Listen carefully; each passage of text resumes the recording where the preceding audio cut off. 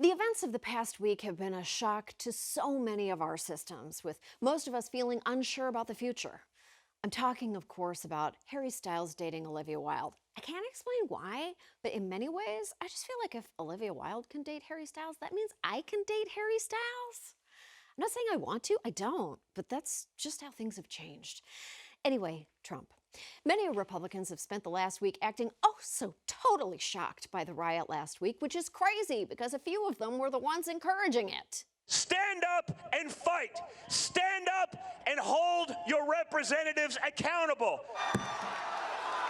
Let's have trial by combat. Today is the day American patriots start taking down names and kicking ass. We're going to walk down to the Capitol because you'll never take back our country with weakness. That's not necessarily true. Napoleon took back his country, and he was actually a scrawny little bitch.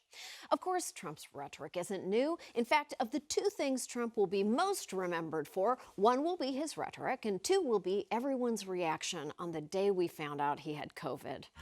Remember, the sun was warmer, the wind was cooler, even colors shone brighter that day. But for over a decade, even before he became president, Trump has been using his opposable sausage links to amplify lies and conspiracy theories on social media, from birtherism to his recent accusations that the election he lost was rigged against him by a shadowy Democratic conspiracy.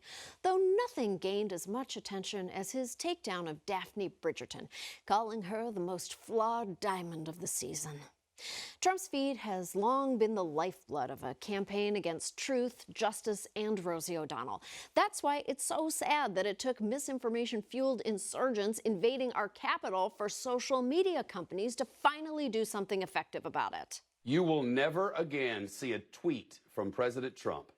A short time ago, the company suspended him forever. Many platforms have banned or restricted the president's accounts, including Facebook and Instagram, where he's blocked indefinitely and for at least the next 2 weeks. Many people will say it is too little too late. It's too little too late. Although it is hilarious that when Twitter and Facebook took away Trump's toys, he tried to use alternate accounts and they were also suspended.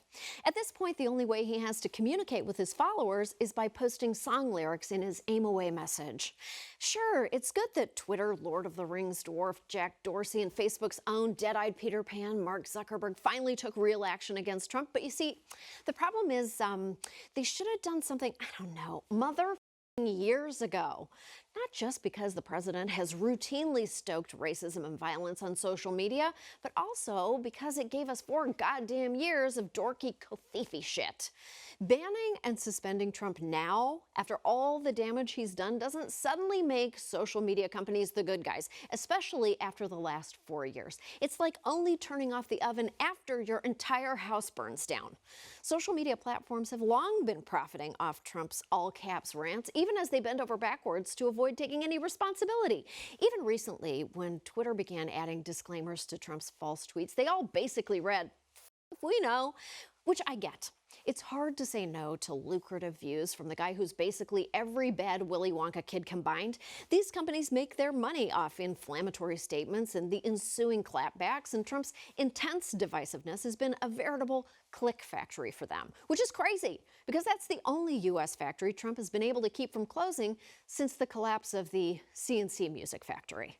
Sadly, it turned out everybody dance too late. Waiting to do the right thing until Trump committed sedition means you already didn't do the right thing. You can't pull a Tenet and reverse walk your bullshit excuses, or whatever that movie was about. I didn't see Tenet, because Tenet is for boys.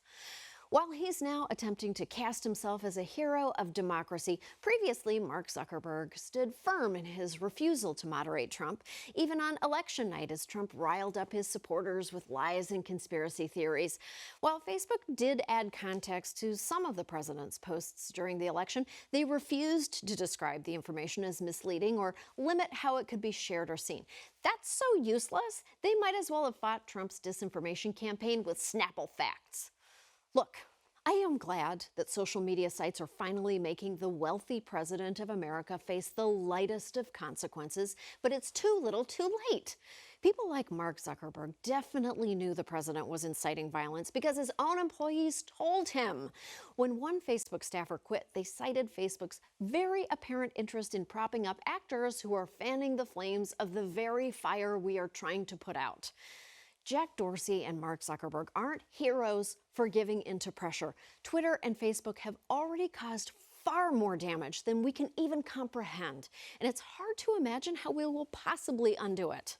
But until then, I'm excited for Trump to be so desperate to be online that he has to create his own website.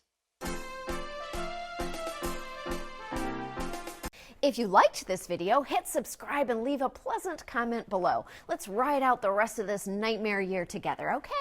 Okay? All right.